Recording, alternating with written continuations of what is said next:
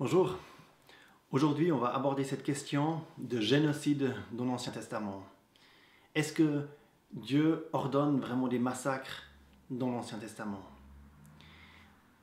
Il est vrai qu'il est dit dans la Bible, dans Deutéronome 20, on voit que Dieu ordonne qu'un peuple soit détruit, que tout ce qui respire doit être tué.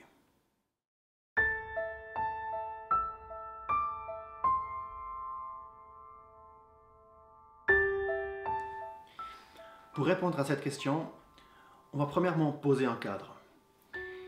J'aimerais commencer par ceci. Dieu, dans l'Ancien Testament et dans le Nouveau Testament, est le même Dieu. En fait, Dieu nous dit qu'il est le même hier, aujourd'hui et à jamais. Mais maintenant, on voit que dans l'Ancien Testament, il y a des guerres contre des peuples, ce qu'on ne voit pas dans le Nouveau Testament. Mais dans le Nouveau Testament, on voit aussi des jugements. Dieu, et d'un côté, il est amour, c'est un Dieu qui aime les hommes, mais d'un autre côté, il est saint. La Bible nous dit qu'il a les yeux trop purs pour voir le mal. Et aussi bien dans l'Ancien Testament que dans le Nouveau Testament, Dieu est un Dieu qui juge. Si des personnes croient que dans le Nouveau Testament, on ne voit pas que Dieu juge, je vous encourage à lire l'Apocalypse. L'Apocalypse est un livre qui nous parle principalement de jugement. Mais avant d'aller dans les détails maintenant de la question, pourquoi Dieu juge d'une telle manière dans l'Ancien Testament, j'aimerais justement mettre ce cadre. Alors, premièrement, Dieu n'a jamais voulu la mort pour les hommes. La parole de Dieu nous dit que le salaire du péché, c'est la mort. C'est Romains 6, verset 23. En Romains 5, on voit que la mort est intervenue à cause du péché. À cause de la rébellion des hommes contre Dieu, la mort est arrivée dans le monde. Deuxièmement, Dieu est absolument souverain. Dieu est l'auteur de la vie. Dieu est celui qui me donne chaque battement de cœur. Dieu est celui qui m'a donné la vie et donc il a aussi le droit de la reprendre. Dieu a le droit de terminer n'importe quelle vie sur la terre quand il veut et comment il veut. Par un accident, par des maladies, par des guerres. Il est absolument souverain. Notez aussi que lorsque je meurs, mon existence n'arrête pas. Je continue à exister, mais je change juste de localité. Chaque personne qui meurt change de localité. Soit elle va au ciel, vers Dieu, soit elle va dans l'enfer. C'est ce que la Bible nous enseigne. Ça donne peut-être déjà maintenant, avec ce cadre, une autre perspective pour aborder maintenant cette question un tout petit peu plus dans le détail. J'aimerais vous montrer maintenant quelques versets qui nous montrent qui est ce Dieu, comme il est présenté dans l'Ancien Testament, et on verra que c'est le même Dieu dans le Nouveau Testament aussi. Dans l'Ancien Testament, on lit en Exode 34, versets 6 à 7, « L'Éternel, l'Éternel, Dieu miséricordieux, faisant grâce, lent à la colère et grand en bonté et en vérité, gardant la bonté envers des milliers de générations, pardonnant l'iniquité, la transgression et le péché, et qui ne tient nullement celui qui en est coupable pour innocent. » On voit plusieurs choses ici. D'un côté, que Dieu est miséricordieux, lent à la colère, grand en bonté, etc., qu'il est prêt à pardonner. D'un autre côté, on voit aussi que Dieu ne tiendra nullement le coupable pour innocent. Et c'est quelque chose d'important à comprendre. Il y a deux côtés de Dieu. Le côté d'amour, le côté de grâce, mais ce côté de sainteté que j'ai déjà présenté aussi, qui fait que Dieu juge le mal.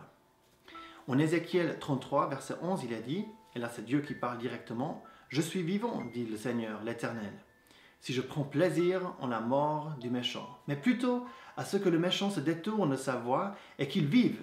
Détournez-vous de vos mauvaises voies. Et pourquoi mourriez-vous, maison d'Israël ?» Ici, c'est Dieu qui avertit son propre peuple.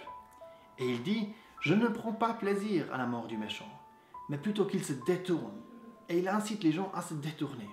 Jérémie 18, versets 7 à 8, il dit aussi, « Au moment où je parle au sujet d'une nation et au sujet d'un royaume pour arracher, pour démolir ou pour détruire, si cette nation au sujet de laquelle j'ai parlé se détourne du mal qu'elle a fait, je me repentirai du mal que je pensais lui faire.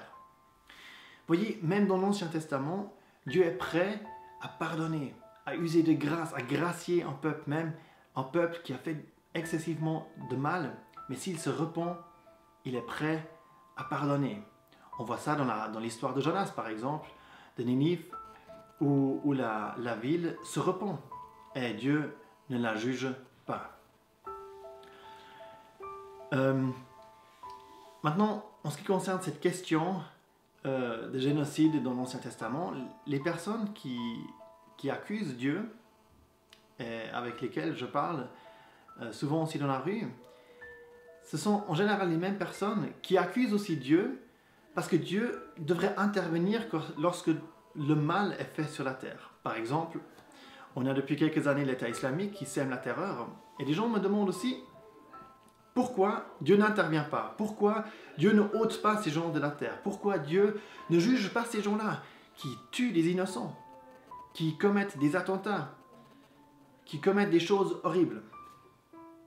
Alors vous voyez, dans cette question de génocide, de massacre, etc. dans l'Ancien Testament, le problème qu'on a souvent, c'est qu'on a une mauvaise vue de ces peuples qui ont été jugés. Alors regardons un tout petit peu de plus près qui étaient ces Cananéens. Parce qu'il s'agit bien de ce peuple des Cananéens dans Deutéronome 20 que le peuple d'Israël devait détruire. On a dans Lévitique 18, on a une description de ces gens. Il est dit qu'ils commettaient de la fornication, d'une manière extrême, vraiment, l'homosexualité, la bestialité, et encore, même, ils sacrifiaient leurs bébés à des idoles. Aussi, c'était des gens qui ont attaqué souvent le peuple d'Israël. En Deutéronome 25, on voit même qu'ils s'attaquent aux faibles. Vous pouvez lire ça en Deutéronome 25, versets 17 à 19. Ce sont des personnes qui sont donc excessivement méchants. Et vous voyez, pour reprendre cette image de l'État islamique aujourd'hui, personne n'est dans la rue pour manifester parce qu'un pays, un président, un dirigeant d'un pays décide de faire la guerre contre ces hommes-là. Pourquoi? Parce qu'ils sont tout simplement super méchants et excessivement corrompus. C'est juste, on a l'impression que c'est la personnification du mal, l'État islamique. Et bien les Cananéens, c'était quelque chose de pareil. C'était des gens qui tuaient les faibles, qui tuaient les enfants, qui les sacrifiaient à leurs idoles. Imaginez-vous d'avoir un voisin comme ça, vous feriez quoi? C'était un nid de mal, les Cananéens. Maintenant, la différence avec l'État islamique et ces Cananéens, c'était que avec l'État islamique, on intervient maintenant, tout de suite. On a juste envie qu'ils disparaissent de la planète. Dans l'exemple des Cananéens, Dieu attend pendant 400 ans. Vous pouvez lire cela aussi dans Genèse 15. Dans Genèse 15, on voit que Dieu a au moins attendu pendant 400 ans. 400 ans. Vous imaginez? Qu'est-ce que ça nous dit cela? Cela nous montre que les versets que j'ai lus avant, qui nous parlent de miséricorde, que Dieu est véritablement un Dieu de miséricorde. Dieu est là et il attend parce qu'il ne prend pas plaisir en la mort du méchant. Il attend qu'ils se repentent. Et ils avaient la possibilité de savoir que Dieu allait les juger. Sodome et Gomorrhe, par exemple, est une ville qui a été détruite longtemps avant, qui faisait partie du peuple des Cananéens. Elle a été détruite et ils auraient pu savoir que Dieu allait juger tout le peuple. Mais ils ne se sont pas détournés du mal. Ils ont continué à le faire, à faire ces abominations, même allant jusqu'à tuer, à brûler, à sacrifier leurs bébés à des idoles. Chose horrible. Donc on voit que Dieu, dans cette histoire, on voit que Dieu est un Dieu de miséricorde. On voit dans cette histoire que Dieu est vraiment là, prêt pour gracier. Alors maintenant, j'aimerais juste aborder encore un point qui est très émotionnel. C'est que on a vu que le peuple devait tuer des hommes, des femmes les enfants et des animaux. On a un problème avec les enfants, n'est-ce pas? De voir que les enfants auraient dû être tués, ont dû être tués, ça nous touche. Moi-même, je suis père de plusieurs enfants. Évidemment, c'est quelque chose qui me touche. J'aimerais dire cela. La Bible nous présente, dans l'Ancien Testament et dans le Nouveau Testament, que les enfants sont, lorsqu'ils meurent en bas âge, lorsqu'ils meurent quand ils n'ont pas encore atteint un âge où ils peuvent prendre des décisions, un âge de responsabilité, qu'ils vont vers Dieu automatiquement, directement. On voit ça dans l'histoire de David. Lorsque David pêche avec Bathsheba, il y a un enfant qui naît, qui meurt, et David dit l'enfant ne va pas venir vers moi, mais moi je vais aller vers lui. Et dans le Nouveau Testament aussi, on voit que le Seigneur Jésus est venu pour sauver ceux qui est perdu. Et il dit ça précisément pour les enfants. Il est venu pour sauver ceux qui est perdu. Et donc, les enfants qui meurent dans l'Ancien Testament et dans le Nouveau Testament vont vers Dieu. Je crois qu'on peut vraiment dire ça en lisant la parole. La question qui est vraiment difficile avec cette histoire, c'est pourquoi Dieu utilise des hommes pour juger ce peuple.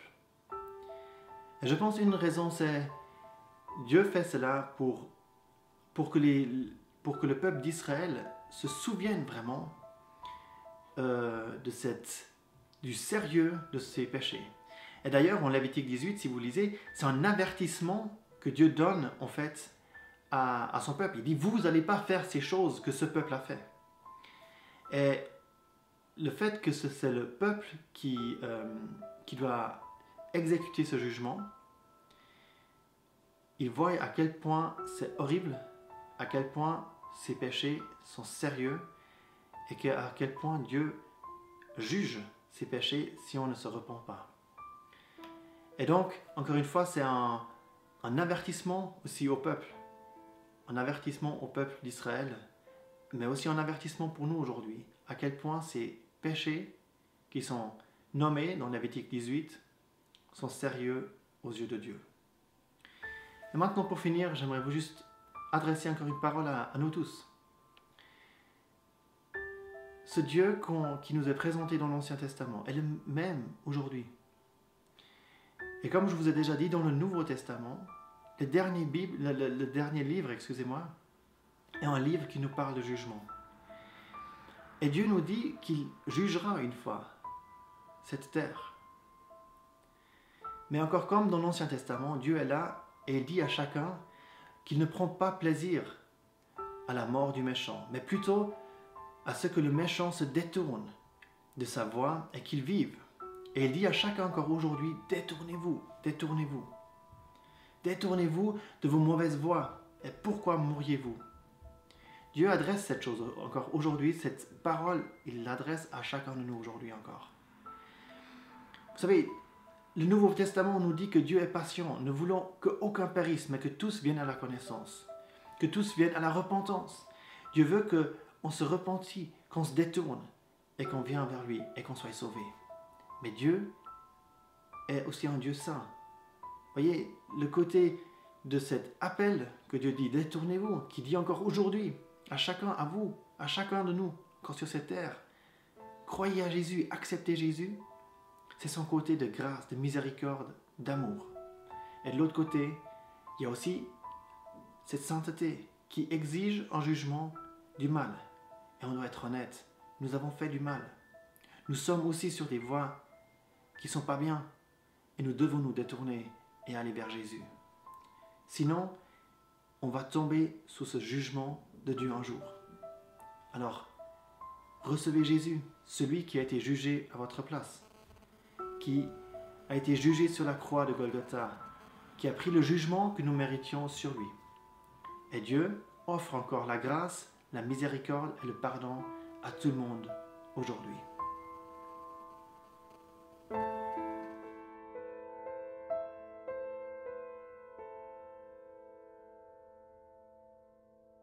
J'espère que j'ai pu répondre un peu à cette question.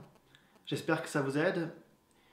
Si ces vidéos vous aident, vous pouvez vous abonner. Il y aura d'autres vidéos encore et puis vous allez être informé lorsque d'autres vidéos sont en ligne. Merci et à bientôt.